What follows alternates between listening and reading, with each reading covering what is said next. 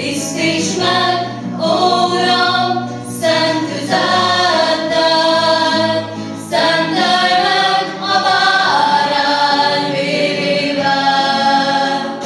Vedd izzó paracsot a mennyei oltáron, érintsd meg ajkaim, hogy szent legyek. Szólj, Uram, halljak szolgád, bekerülhet beszédet, szívem évelejtem, hogy ne vétkezzem többé, készen állok most előtted, most legyen